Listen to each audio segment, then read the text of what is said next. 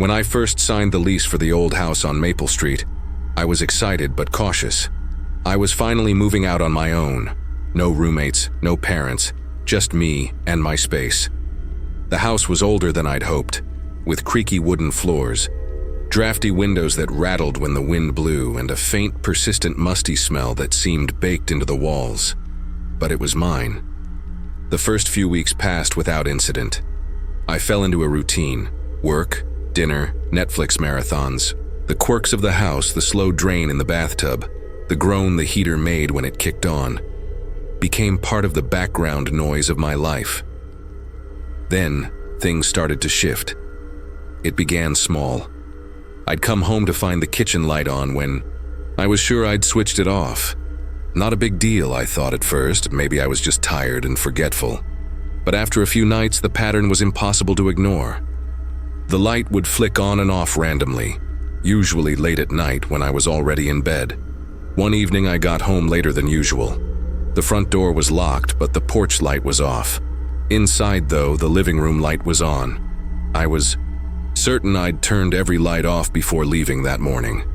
I checked every switch twice before heading to bed. Still, the next morning, the living room lamp was on again. The atmosphere in the house shifted from mildly unsettling to outright creepy when I found the first sign. I was brushing my teeth before bed when I noticed the bathroom mirror fogging up. Out of habit, I wiped it with my sleeve, and then froze. Faintly etched into the condensation was a message. It wasn't written in lipstick or marker, but traced into the foggy glass with a finger, precise and deliberate. The words were simple, but chilling.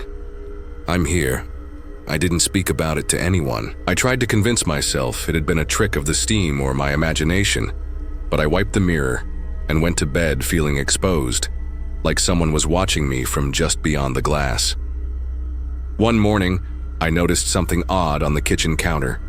A photo I'd set down the night before was shifted a few inches from where I left it, as if someone had moved it deliberately. Later that day, my shoes by the door, which I usually left scattered, were lined up neatly, paired and facing the same direction. These small things gnawed at me. Someone had to be in the house, but how? The doors were locked, the windows sealed tight. I told my friend Will about the strange occurrences.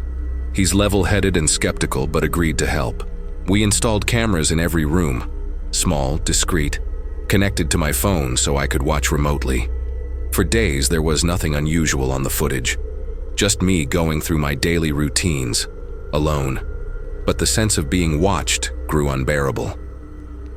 As I checked the feeds before bed, a movement flickered in the hallway camera. A shadow just beyond the edge of the frame, gone before I could focus on it. I brushed it off. An insect, a trick of the light, but my heart pounded in my chest. Then came the noises. Footsteps, not the creaking of the house settling, but deliberate. Footsteps on the wooden floor above me. I live in a one-story house with an attic, an unfinished space I rarely enter. But the footsteps were heavy and clear, coming from the attic floor. One night, the sound woke me up. I grabbed a flashlight and crept to the attic door, which was closed but not locked.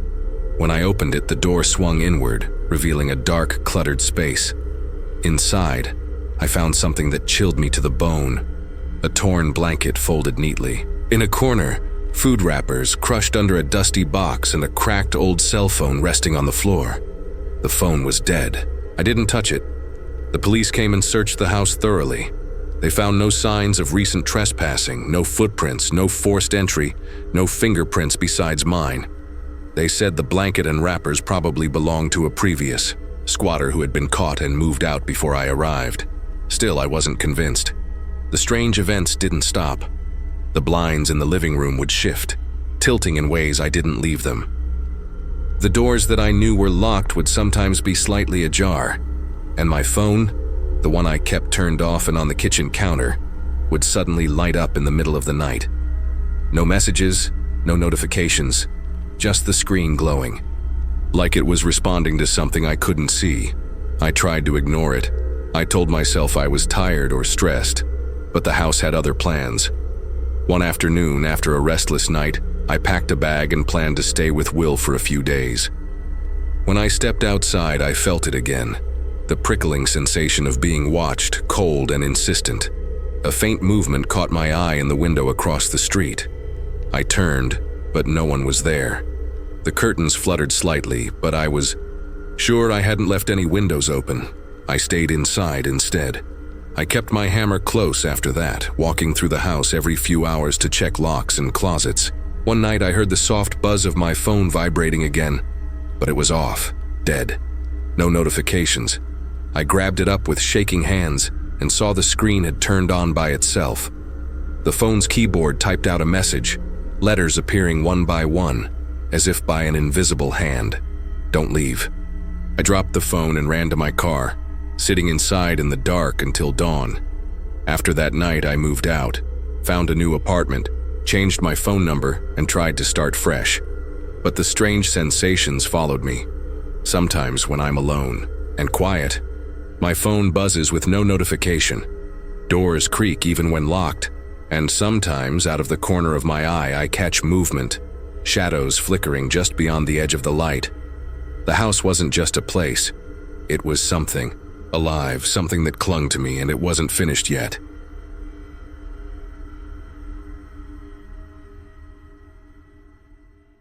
I never thought much about neighbors until I moved to that street. I'd rented a small, older house tucked at the edge of a quiet suburban cul-de-sac, next to a wooded lot that gave the whole place a bit of an isolated feeling. The house itself was nothing fancy. Just a modest 2-bedroom with cracked linoleum floors and peeling paint. But for the price and my budget, it was perfect. The street was calm. Cars passed by occasionally. Kids played outside in the day. Neighbors waved, hello, or at least gave a nod. There was a sense of community, but also a peaceful anonymity that I appreciated. I wasn't someone who craved company. Being alone in my new place felt like a fresh start. Within the first week, I noticed him. The man who lived in the house directly across the street. A single-story brick home with neat hedges and a spotless lawn. He was middle-aged, maybe in his late 40s or early 50s. Not particularly talkative, he mostly kept to himself. I caught glimpses of him in his front yard, doing yard work or standing by his car. At first, I didn't think much of it. Just another neighbor going about his day. But one afternoon, as I was sitting by the living room window reading, I caught his gaze. He was looking directly at me, not casually glancing, but fixed, almost unnervingly so. I felt an immediate chill crawl up my spine. I pulled back from the window, convincing myself it was nothing. Maybe he was just zoning out or staring at something behind me. But that feeling didn't go away. The next day, I found myself glancing outside whenever I could. Every time I looked, he seemed to be watching, from behind his curtains, standing at the edge of his driveway, in the shadows of his porch. It felt less like neighborly curiosity and more like surveillance. That night, I had trouble sleeping. My mind raced. I double-checked every door and window lock. The house was secure, but I couldn't shake the feeling that I was under a microscope. Over. The next several days, my routine changed. I started leaving the house at different times, taking alternate routes when I walked to the corner store, and avoiding eye contact with him when I passed by outside. Still, the watching continued. One evening, after a late shift at work, I pulled into the driveway just as dusk settled. The porch light was off, unusual because I always left it on for comfort. I stepped out of my car and froze when I spotted him standing silently across the street, half hidden in the shadows near his garage. His face was expressionless, eyes locked on me. I hurried inside, locking the door behind me. Days passed with small unsettling signs, a soft tapping at the kitchen window late at night. I looked outside, but no one was there. The sound came again, quieter this time, as if testing whether I was listening. A few mornings later, I found a crude drawing slipped under my front door. No words, just an eye. Dark, glaring, unblinking. Stuffed it into my pocket without a word to anyone. Things escalated. Lights flickered in the living room when I was alone. Doors I always locked were found slightly ajar. My phone would buzz mysteriously in the dead of night, No calls, no texts, just a vibrating ghost. One night, lying in bed, I heard footsteps crunching on the gravel outside my bedroom window. I grabbed my phone's flashlight and scanned the yard, but there was nothing. No figure, no shadow, just silence. But I knew someone had been there. I tried to talk to the police. I told them about the constant watching, the notes, the noises. But they said there was no evidence. No signs of break-in, no surveillance footage, no fingerprints. They said it might be paranoia or stress. I didn't believe them. Determined to catch the watcher, I installed security cameras outside and inside. But strangely, the cameras never caught him. It was like he knew exactly when to hide. The feeling of being hunted only intensified. One evening, I sat on my couch, watching the camera feeds on my phone. The house was silent except for the low hum of the refrigerator. Then, just at the edge of one camera's field of view, a flicker, a shadow moving quickly behind the tree in my backyard. I froze. I didn't dare investigate. After weeks of this, I couldn't take it anymore. I packed up my things and moved out. I never confronted him, never told anyone the full story. But even in my new place, the feeling remains, of eyes watching from the dark, waiting for the right moment. Sometimes, late at night, I swear I catch a glimpse of a face in the window across the street, and I know that man never stopped watching.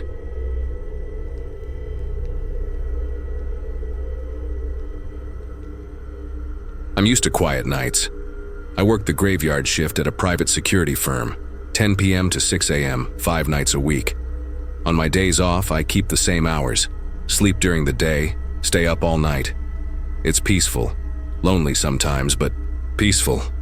My girlfriend was out of town for a family emergency, and I had 3 nights off in a row. I figured I'd catch up on some gaming, maybe order Chinese and enjoy the stillness.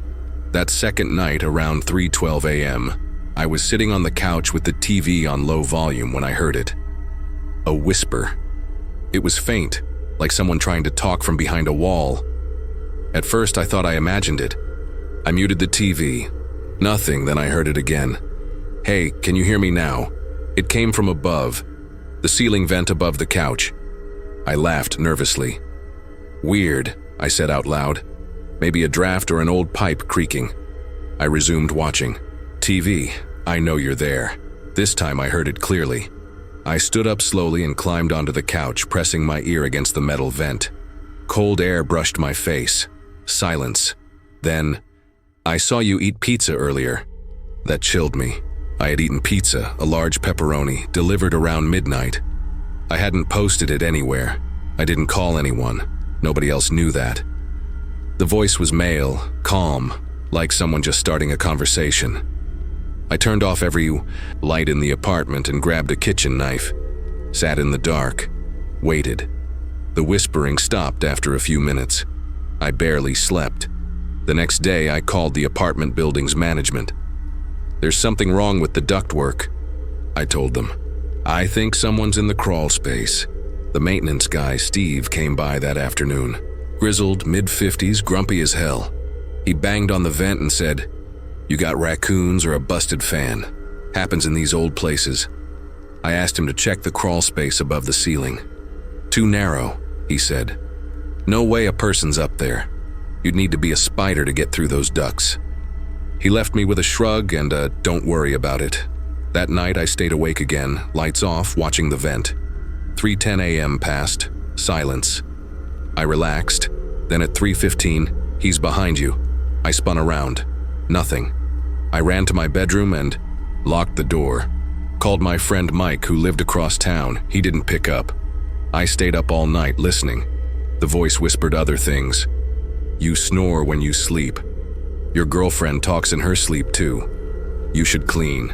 Under your bed." The next day, I installed a cheap baby monitor and pointed it toward the vent. I didn't want to hear the voice. I wanted to record it. I went to Walmart and bought one with a motion-activated mic. That night, the monitor went off again at exactly 3:12 a.m. I checked the recording. The voice whispered, "Don't tell anyone." Then silence. But in the last few seconds, something unexpected happened. I heard a soft metallic click, like a camera shutter. Not from the monitor, Mike. From the vent itself. The next morning I called the police. They weren't helpful. Unless you find a break-in or physical damage, it's not a police matter, the officer said. It's probably a prank. I sent the audio to Mike. Finally got through to him. He came over that night with his toolkit and we removed the vent cover. Behind it, a tiny wired speaker wedged into the duct, and next to it, a tiny lens drilled through the vent slats, a camera. A tiny one connected to a thin wire that ran up into the ceiling. We freaked out. We tore apart the crawlspace access in the hallway ceiling. Mike shone his flashlight inside and cursed. There was a nest, a sleeping bag, snack wrappers, water bottles, a small crate with electronics, baby monitors, walkie-talkies, and a used laptop, and a man. He was curled up in the corner, thin, pale, maybe in his 40s, greasy hair. He blinked at us like a rat caught in light. Didn't move. Mike slammed the attic. Door shut, and we called 911. The man had been living in the duct system of the building. Police said he might have been there for months. He drilled tiny holes into vents across several apartments. They found a journal full of notes. On me, my girlfriend, the couple downstairs. He picked quiet residents, single people, night, owls. He called us his observation family. They said he'd been institutionalized once, escaped. He'd done this before in another city. Now I can't look at air vents the same way.